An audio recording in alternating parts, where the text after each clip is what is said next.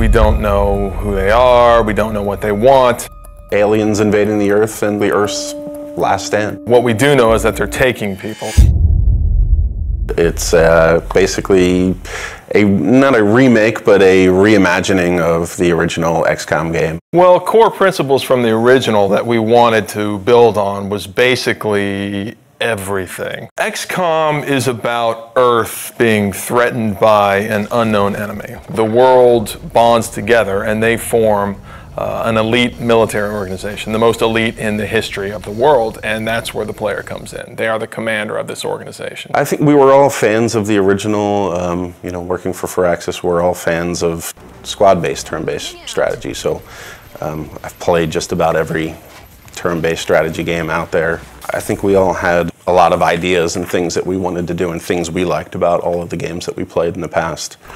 Just really finding the fun things and eliminating the things that, you know, we didn't really care so much for. So we start with the original game and we play it and we say, okay, well, we find that new players or even us old diehards, like we find this concept, we can improve this a little bit. And one of the first things we looked at was time units. And the idea was that your soldiers had a certain number of time units to move around the battlefield, to perform abilities, take shots and things like that. And actually it worked great in the sense that you had this resource that you were hoarding and that you had to be careful, because when you spent too many, you could find yourself exposed and in dangerous situations. So there's this great risk-reward mechanic.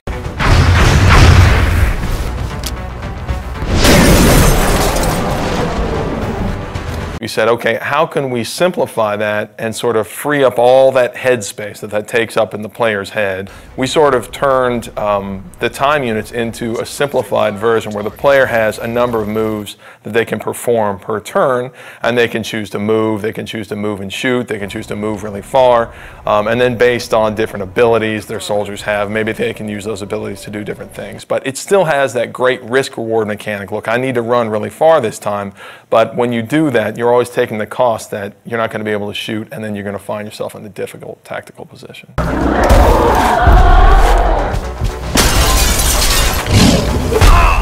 The other big thing I think that we did was we added cover to the game. Now tactically you have a lot more important decisions to make based off of being in low cover and high cover, flanking aliens. So in some ways we feel like we made the game more tactical. One of the advantages I think we have as a turn-based game is that we can move the camera around wherever we want. If you're making a game that has real-time response, players get really upset when you take control away from them. Well, we do that every other turn. There's been a very cinematic approach to the game that we're making now that wasn't available then, simply because we can move the camera around and take advantage of the fact that we have a 3D game. We're still leveraging the 3D and the tech that we have available now to make it a much more compelling experience, I think, visually, than they were able to do back then. The Glamcam was our way of kind of making a turn-based strategy game sexy. It was a way for us to take the camera and put it in the environment in a way that kind of got you out of the normal gameplay mode, but let you see things a little clearer and a little more up close and feel like you're a little more part of the action.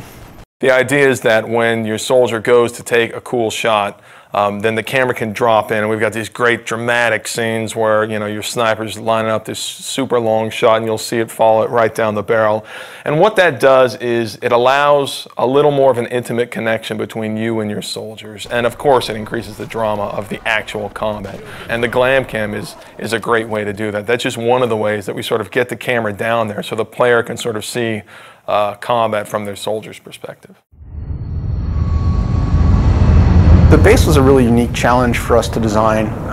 When we started on it, it was flat and more like a level in the game.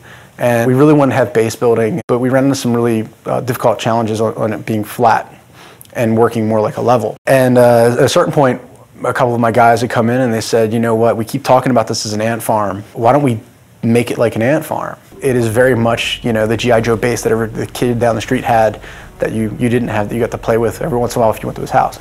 So when we made it, that was one of the things I think really stands out. I think it's a really unique feature to the game. It allows us a lot of flexibility for optimization and for the player to be able to build and expand. And it's a really different, I haven't seen represented that way really ever. And on top of that, they're actually expanding the structure, customizing the facilities that they're adding to their base. We want them to be able to see their soldiers interacting and their scientists, and so I think it's this really neat moment where you get into the game and you have this physical structure that you've customized and you've made the decisions about what you want to focus on, and then you can see your soldiers that you've leveled up and you've grown attached to, you can see them interacting, and it's something that I think we're really proud of. We're really excited for people to see.